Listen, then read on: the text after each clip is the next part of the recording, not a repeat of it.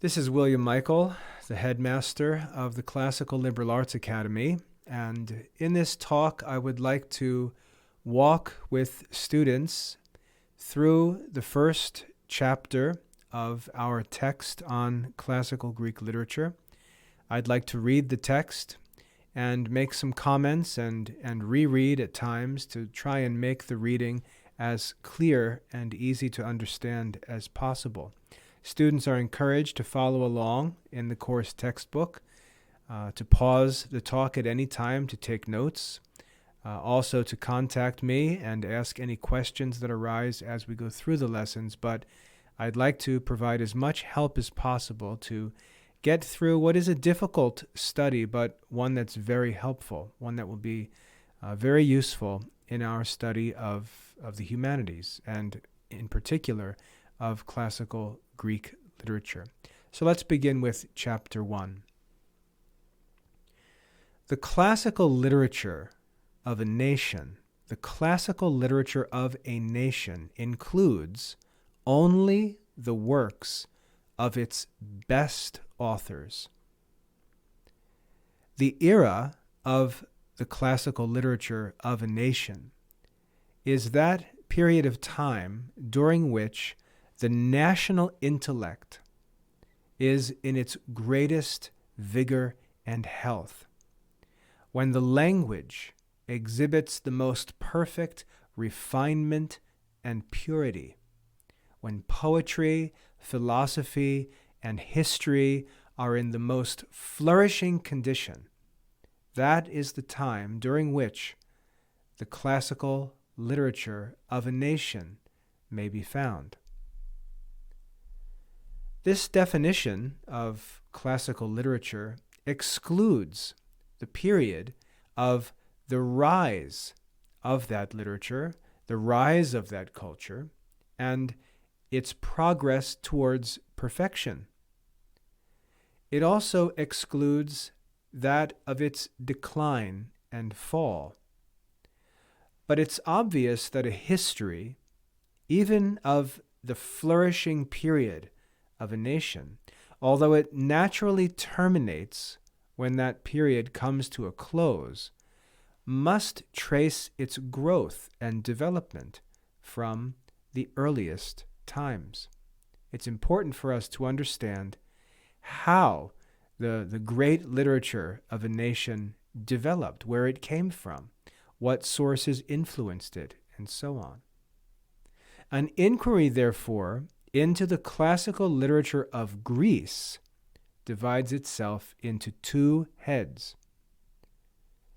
The first division of the study of the classical literature of Greece focuses on the era which extends from the infancy of literature, unwritten as well as written, to the time of the Pisistratidae. It includes the time when the Ionian Greeks were struggling against the overwhelming power of Cyrus, and it terminates with their subjugation towards the end of the 6th century before Christ. Now, I know that for some students, for most students, the history described there may not be known. But let's make it simple. It's talking about the time from the beginning of written literature up until the time of the Persian Wars.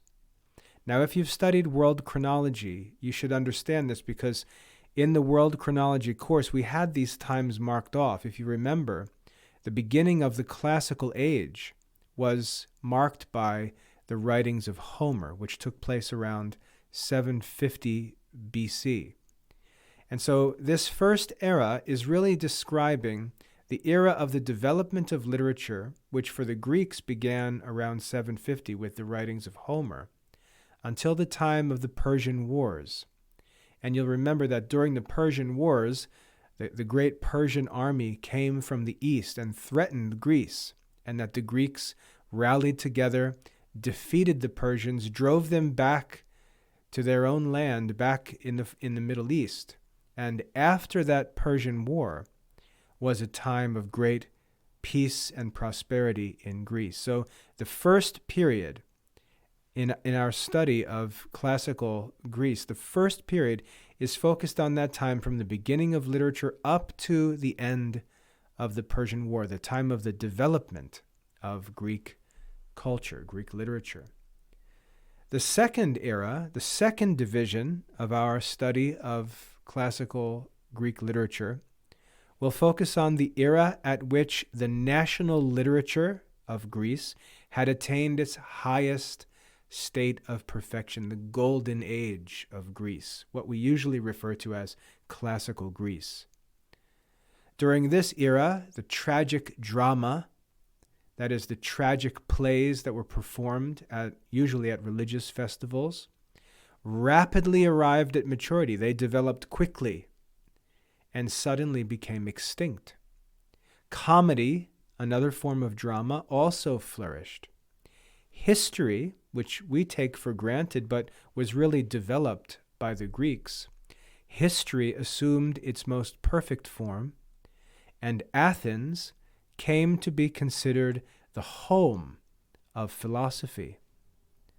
This period commences with Simonides and ends with Aristotle. So there are two good date posts to look at and keep in mind. This period begins with Simonides and ends with Aristotle. It includes the Persian and Peloponnesian Wars, the subsequent years during which Grecian liberty was in a tottering state and had a hard struggle for its existence, until at length the supremacy of Macedon completed its destruction. The supremacy of Macedon refers to the rise of King Philip and his son, Alexander the Great. So these two divisions of Greek history, the first from the earliest times of literature and Greek literature up unto the threatening of the Persian War. And I should clarify that first period refers to the period from the beginning of Greek literature to the threatening of the Persians. And then the second period includes the Persian Wars, the text says here, and all of the content, all of the great characters and stories and events of the Persian War, and continues to the time of Aristotle and Alexander the Great. At this point, then, will end that portion of this work which is devoted to the history of Greek classical literature. When we come to that time, the end of the 4th century before Christ, the time of Aristotle and Alexander the Great, when we have the rise of the Hellenistic world. But the history of a nation's literature, remember, we're talking about literature here. We're talking about writing.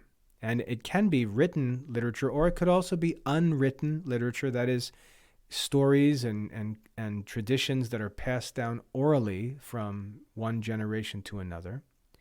The history of a nation's literature implies some account of its language, and the important philological investigations which have distinguished the present age furnish the materials for tracing the origin of the Greek language and its affinities or likenesses with other languages of the civilized world. So we have to ask, where did this Greek language come from?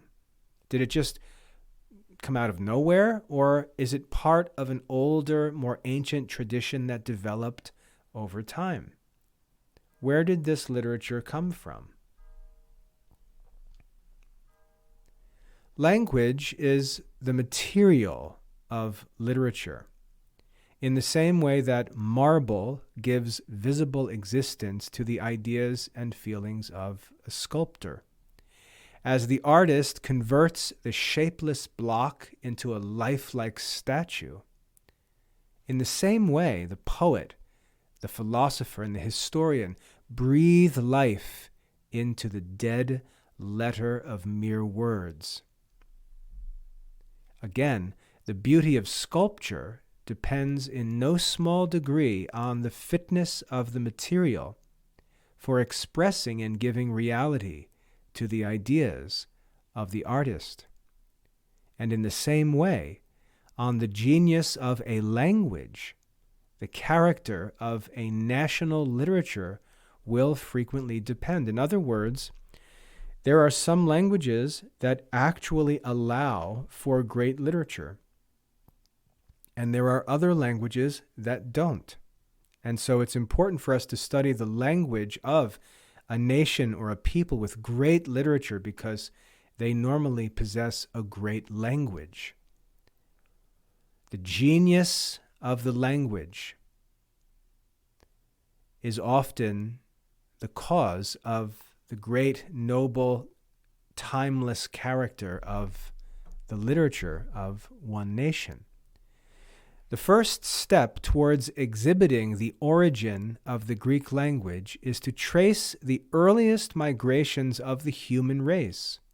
So the text here explains that the Greek language did not come out of nowhere. It wasn't just developed by a random people at a random time, but that it actually was derived or grew out of more ancient languages. From Armenia, there proceeded two great families on earth. And remember, when we're given historical information is always subject to criticism. So when you read any historical information, always read it critically. This is not divine revelation. From Armenia, there proceeded two great families or two great divisions of the human race. One was Aramaic or Semitic, and if you're studying world history, you'll know about these races.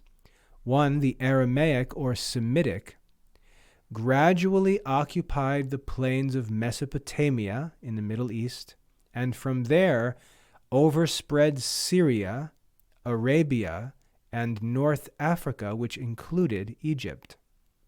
So one family spread from Mesopotamia to Egypt, and if you've studied chronology, again, you'll remember the Fertile Crescent, the area of the Middle East called the Fertile Crescent. That was the land of the Semitic race, or the Aramaic people. The other race was the Iranian, or Indo-European, sometimes referred to, I believe, as the Aryan race. The Iranian race, the Indo-European, they moved westward from Armenia to Asia Minor, but from there spread eastward to India and skirted in its migrations the northern shores of the Euxine and Caspian seas, penetrating into the colder and less fertile regions of Europe. So we can see the division of these two families, one into the Fertile Crescent from Mesopotamia to Egypt, and the other from Armenia over into Asia Minor, upwards into Europe, and eastwards out to India. That's why it's referred to as the Indo-European race, because it stretched from India to Europe, the Indo-European race. To this Indo-European race, we are indebted for the vocabulary and grammatical structure of the languages of civilized Europe. And to the Semitic race, we owe the alphabet and the means of committing our ideas to writing. So that paragraph right there is very significant. To the Indo-European race, we are indebted for the vocabulary and grammatical structure of the languages of civilized Europe. And to the Semitic race, we owe the alphabet and the means of committing ideas to writing. But while the Semitic race possessed, far earlier than the Indo-European, a phonetic alphabet, that means an alphabet where the letters represent sounds. Think of, in the ancient world, you may have seen Egyptian hieroglyphics, where the figures that were used represented ideas. They were pictures. Phonetic alphabet is one that doesn't seek to represent ideas with images, but which represents ideas with spoken words and sounds, and then uses letters as symbols of sounds. And as an English speaker, you're used to this because this is how English works.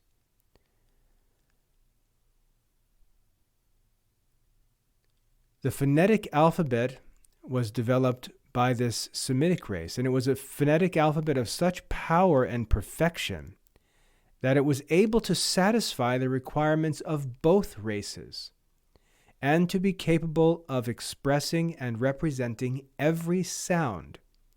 Its comparative superiority in point of language ends here. So the Semitic language was great because of its phonetic alphabet, but that's really all that it had to offer. The varied structure of the Indo-European languages, the power of combination in their elements, the perfection of their grammatical principles endowed them with greater capacity for forming a widely diffused and extended literature. The written literature of the Semitic race is of greater antiquity than that of the Indo-European race, as is evident from a critical study of the sacred volume, that is, sacred scripture. An antiquity likewise established by the whole course of modern discovery. In other words, archaeology and modern scholarship has continued to prove that the writing of the Semitic people is most ancient, more ancient than that of the Indo-European people. But the varied power of inflection, the luxuriant copiousness of grammatical forms in the Indo-European languages gave them a superior facility of accommodating themselves to the various modes of thought and feeling in different languages. In other words, the Indo-European languages were languages that were better suited for great literature. In the Semitic languages, the roots of words are few in number and composed of only 2 or 3 letters. And the formation of words by means of prefixes and affixes is simple, and in most cases similar. Hence, although there is weight and dignity, there is an absence of that variety of sound which in the classical languages falls so agreeably upon the ear, even though we are ignorant of the true pronunciation. In other words, we're not sure how the classical languages were originally spoken, but regardless, they're more pleasing to the ear. They have greater euphony because of the variety of sounds which they include. Now notice the author is comparing and contrasting. He's stating the pros and the cons of these different systems of language.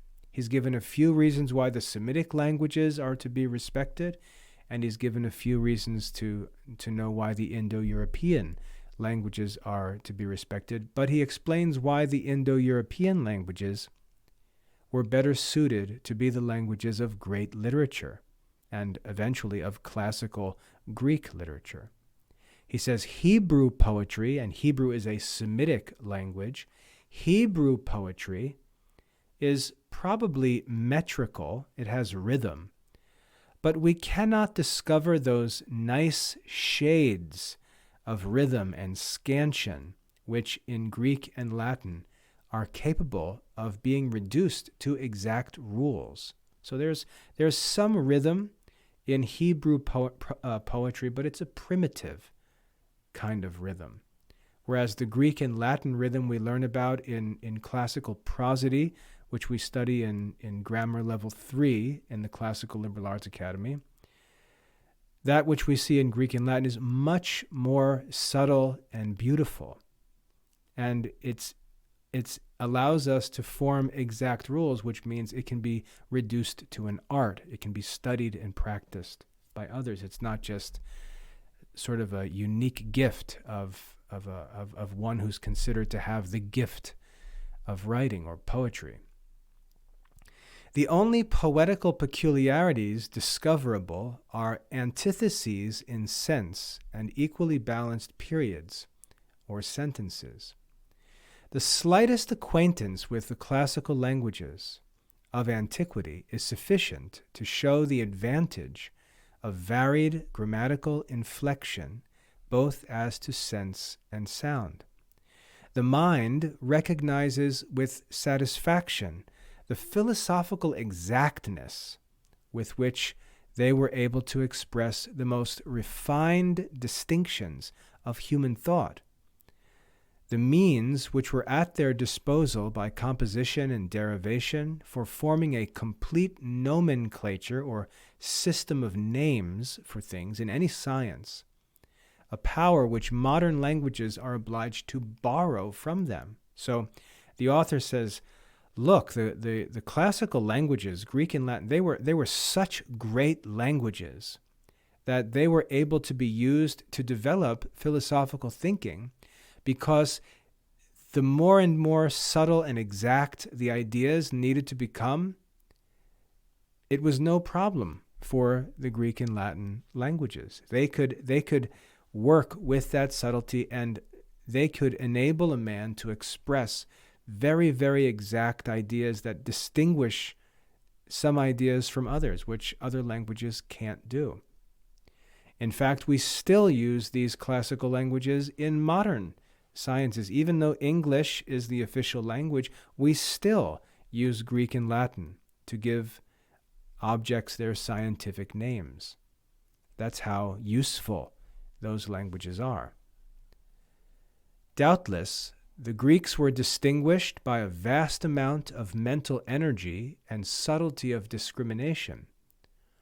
But it is clear that while these natural gifts assisted in the rapid development of their language, the accommodating structure of the Indo-European languages was a powerful instrument to mold and educate their mental powers. So the theme of this chapter is helping us to see that the classical literature of Greece and Rome didn't just come out of nowhere. It wasn't just sort of a lucky turn of events, but it was actually owed to the quality of the Indo-European languages that were inherited by the Greek and Latin-speaking peoples.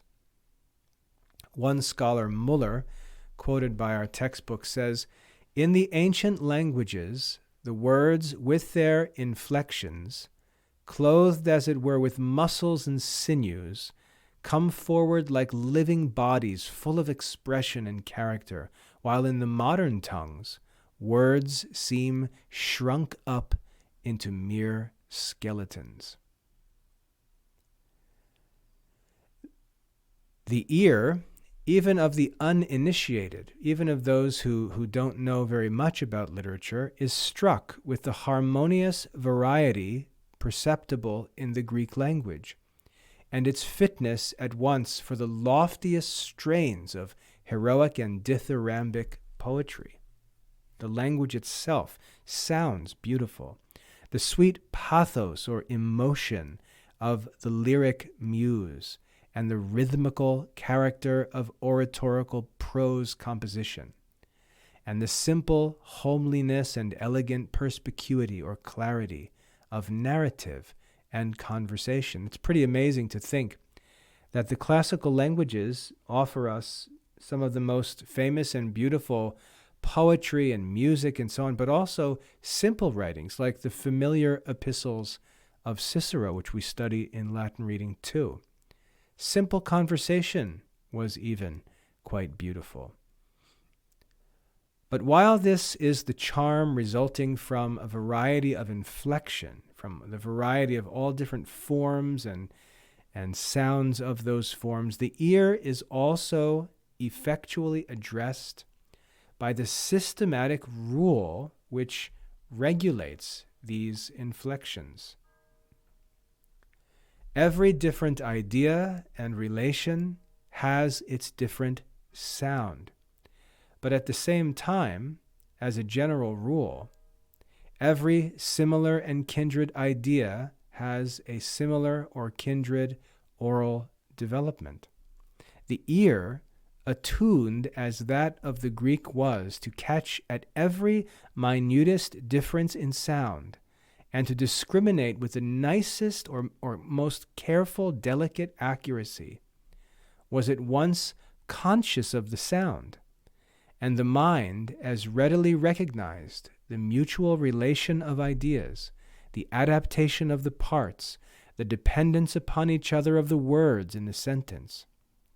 The Greek language, then, was especially adapted to an age when literature and literary taste were disseminated or spread far more by oral transmission than by writing. Now, to comment on this a bit, when we study classical languages, when we study ancient Greek and classical Latin, for example, we're immersed into grammar studies, and we often wonder, did Greek children or did Roman children really know all of these different forms and sounds and differences and so on? And the answer is yes. The answer is yes. We can see that there's a certain personality, there's a certain mental character that these different peoples possessed, which allowed them to have such detailed and excellent language. And so when we go back and study Greek and Latin grammar, we actually are challenged as English speakers who don't think that way. We're challenged to learn to think and listen more carefully and speak more carefully as Greeks and Romans did. And that's one of the reasons why the study of the classical languages improves our language skills in general. It makes us much more careful with language, makes us much more attentive in listening, much more accurate in the choice of words and forms and so on. We become more like the Greeks when we study classical language. We become more like the Romans. And that's how it improves our English language for our own modern use. One of the main general benefits of the study of classical languages. Let's continue with the reading. Even when the art of writing was discovered and writing materials became sufficiently abundant, convenient means for rapid and easy multiplication of copies were not available until the invention of printing. Hence, recitation and oratory and the drama and lectures and the public and private conversations of philosophers were, for the most part, the vehicles of literature. It was mostly spoken language. It was most important, therefore, to the formation of a national literature that the language should be one which addressed itself to the ear rather than to the eye. It had to be a language that could be heard and spoken, memorized, recited, passed on, and so on. So we can see as we study this why our textbook says we've got to know something about the history of the language. We can see how important the language is in understanding the development of the literature itself, of the character of the literature. And that's, again, the main theme of this first chapter, this first lesson. The main theme is to understand the relationship between the quality of the Greek language and the quality of the literature of the Greek people. The literature would not be capable of the excellence that it possessed if it weren't for the quality of the language that the Greek people possessed. Our text goes on and says, there was, besides the variety of inflection and the symmetry or balance of principle which regulated inflection, another important advantage which the Greek possessed over modern languages was this symmetry. The grammar was the natural offshoot and product of the human mind. It was the grammar of attraction rather than of government. It presented itself as the natural, normal form in which ideas strive for utterance, rather than as artificial trammels to restrain and correct inaccuracies of expression. To write accurate grammar was natural to them. In other words, and this relates to the development of philosophy, because Aristotle was the one who discovered the art of reasoning.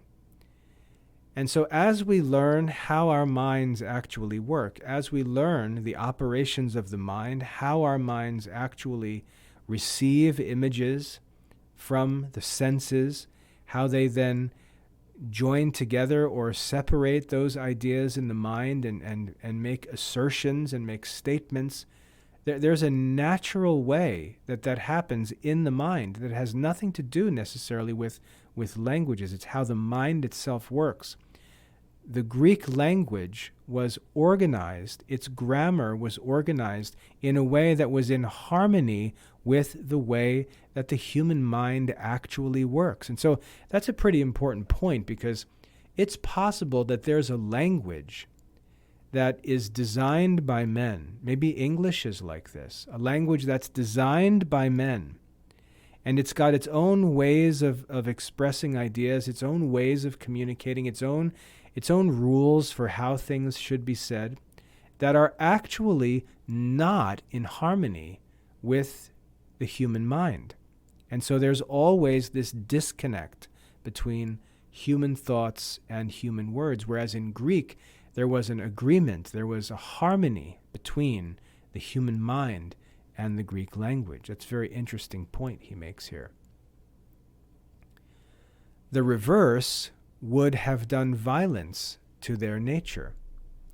The very inaccuracies of the poets, and of so rapid a thinker as Thucydides, who was a historian, can be accounted for on the common laws which regulate human thought.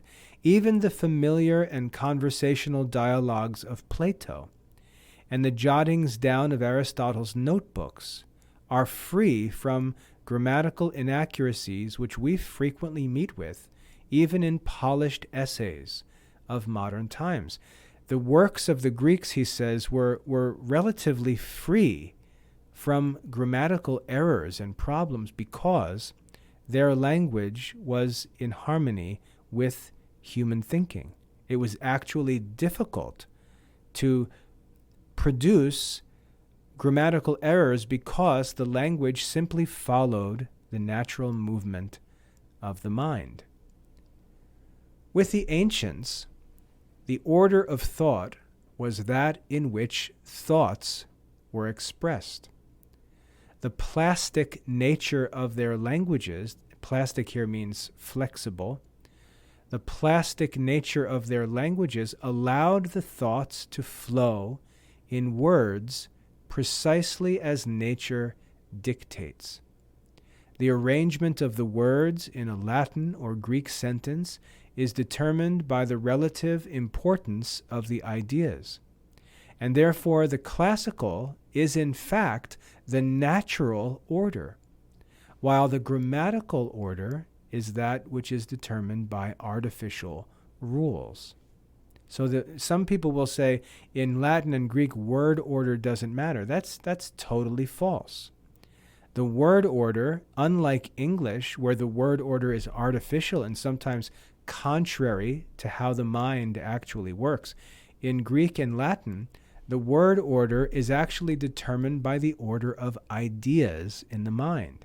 So there certainly is importance in the order of words. But we've got to first understand how the mind works to rightly understand how language should work.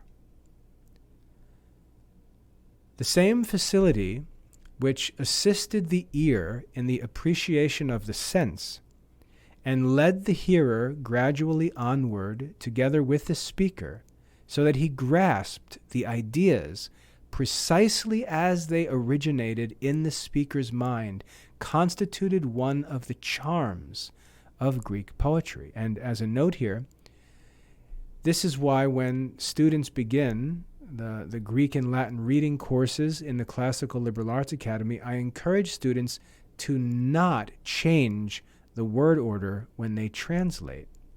When we translate, we should keep the original word order of the Greek and Latin languages and simply translate from Greek or Latin into English one word at a time, keeping the word order. And as we practice that, we actually get used to that classical ordering of the words, which is an ordering of the ideas, and that's actually the right way to understand those ideas. It's important to respect the word order of classical languages. The laws of meter and of rhythm might fairly be more strict where the grammatical structure of a sentence did not fetter, that means to bind like in chains, or circumscribe, to draw a line around, the order in which the words might be arranged. And at the same time, regular, metrical, and metrical has to do with meter, or the rhyme and rhythm of poetry. Regular means by rule. Metrical means with respect to being measured. Analysis means the division of something, the examination of something by division. This was perfectly compatible with the infinite variety which classical meter is capable of assuming. Hence, a determinate quantity could be affixed by rule or by authority to every syllable which the tutored ear of modern scholars, even amid all the disadvantages under which we labor, is able to appreciate, but which must have spoken to the musical ear of the Greek in accents of which we can form no adequate idea. In other words, because we know that the Greek mind was different in its character from our modern mind, the poetry and the writings of the Greeks, when they were read, were received by them differently than we can receive them. They were aware, they were conscious of details of the language, of beauties of the language that we may never be able to appreciate or understand. So the Greek literature was composed by and appreciated by the Greek people. So you just see, to appreciate the language, to appreciate the literature, we've really got to become like Greek people in the way we think. And this is why it's so important to study the grammar of ancient Greece and the grammar of ancient Rome, because it allows us to it helps us to understand how the Greek mind worked, how they thought, so that we can actually appreciate their literature as they did, or more nearly as they did. There can be little doubt that although the dialects, the different local sounds of language, although the dialects of early Greece were very numerous, so if you traveled from one place to another, the language would be spoken differently, just like we have in the modern world with English. English spoken in different parts of England sounds different from English spoken in Ireland or Scotland or in New York or Boston or Georgia or Ohio or California. These are the same language but different dialects. Although the dialects of early Greece were very numerous, a variety of which Homer was aware, the Greek language was originally the result of one regular plan. The manner in which Hellas, which is the Greek name for Greece, the manner in which Hellas originally became settled is of itself sufficient to account for the rise of many various forms out of one common matrix. So there is something of an original or master Greek language. The same causes which interfered with the mixture of races would produce difference of dialects and present a barrier to the fusion or joining together of those races. This brings to mind the story of the Tower of Babel in the Bible, where the people were gathered together as one and they were doing bad things, and so God wanted to break them up and separate them so they couldn't collaborate anymore, and he did so by changing their language. The physical features of a country exercise an important influence in perpetuating or causing distinctions of dialect. on the one hand, and in preventing one language from being split into many cognate or related varieties.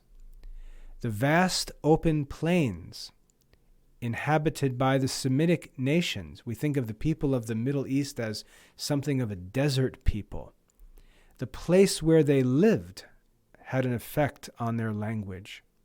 If we think of other people who live in mountainous areas or in valleys or warm areas or cold areas, the conditions in which they live, the ways in which they communicate will all affect the sound of their language. The vast open plains inhabited by the Semitic nations softened down the differences of languages and encouraged a similarity and uniformity in their structure, while the rivers and the mountains which intersected Greece, which divided and cut up Greece, produced and maintained the characteristic forms of the different dialects, and hindered their amalgamation or joining together into one common Hellenic or Greek tongue. So again, here's another important lesson in this chapter. The geography of different places affects the language of those places. Now, as we get to this latter portion of the lesson, I think it's a good idea to stop the reading, because we get into many details of history and language which students may not be able to understand, because you have to be able to read the Greek and see the letters that are being used. There's lots of discussion of the stems and forms of words and so on in the rest of the chapter. So I think we can stop there where I left off. And I think that's sufficient for this first chapter. Now, if you find this really fascinating and you want to keep digging into this, and you're really interested in the development of the language and how these languages relate to one another and how they affect literature, well, you can keep reading. But you'll see that you need to be able to read Greek words and Greek letters and even Hebrew letters and so on. And so I'm not going to continue reading and expect those listening to this talk to be able to follow along. If you want to study that and go further in this lesson, you can continue reading. But I'm going to stop there, because I think we've addressed some of the most important issues in this lesson, which I think are really what the author of this book intended to communicate. And that is that in order to really appreciate Greek literature, we've got to understand the Greek person. We've got to understand the Greek mind. We've got to understand Greek geography, Greek history. We've got to understand why there would be different dialects in Greece, why their language would be a language that was good for poetry and philosophy and history and so on. Why was it possible for Greek literature to reach such amazing heights in history? So much so that we still read it today as the greatest of all human literature. The author makes a very great case for the quality of the Greek language as the reason for the development of this famous classical Greek literature. So as we move on in our studies, if we really want to become masters of Greek literature, we've got to study the language, we've got to study the history, we've got to study the geography of Greece and so on, because all of these other influences contribute to the development of Greek literature, of classical Greek literature. And if we really want to understand and appreciate the literature, we've got to become Greek, as it were. We've got to understand Greek history, Greek culture, Greek language, the Greek mind, and so on. Fortunately, because the Greeks were such great philosophers, they actually didn't just explain Greek thinking and Greek language, but they explained human thinking and human languages in ways that really no one else ever could. And so being human since we have this in common, that we are human, and they were most advanced in the understanding of human nature, of human thought, human emotion, and so on. Through our humanity, we can actually enter into this Greek culture and appreciate this Greek mind. There's a saying that it is human, therefore it is not foreign to me. And so the quality of Greek philosophy actually gives us hope that we as humans, through our common human nature, can actually appreciate and enjoy Greek literature. So I think that's going to be all for this first lesson. This reading and commentary took about 45 minutes, so you can count this as an hour of instructional time if you study this. I encourage you to listen to it again. I encourage you to pause it at times and take notes. Think about what the main themes of the lesson are. I've tried to highlight most of them as we've gone through the lesson.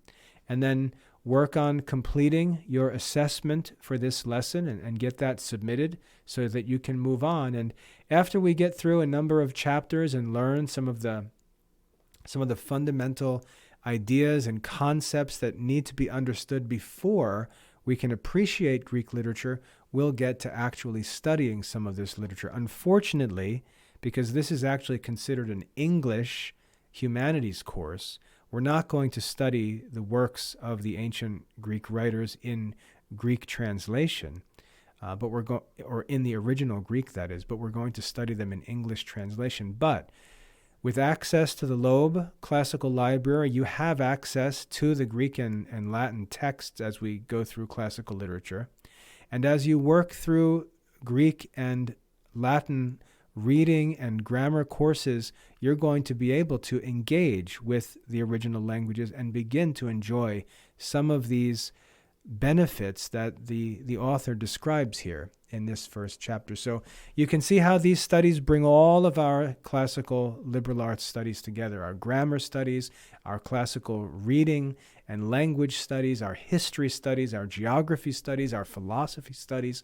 All of these studies are necessary if we're going to enjoy classical literature. So I hope that's helpful. If you have any questions about this lesson, I recommend that you post your questions on the support forums, on the course pages in the study center. And I encourage you to pay attention to questions that your classmates post. See if you can answer any of them yourself, and I'll keep an eye on them as well. And if there's something that's asked that I don't think students would be able to help with, I'll jump in and answer those questions. But that's all for this first lesson in classical Greek literature. I hope that reading and commentary was helpful. I'll continue to work on improving these readings and commentaries so that we can read through what is a pretty difficult book, challenging book, but we can enjoy it and make sense of it by working on it together. I hope that's helpful. God bless.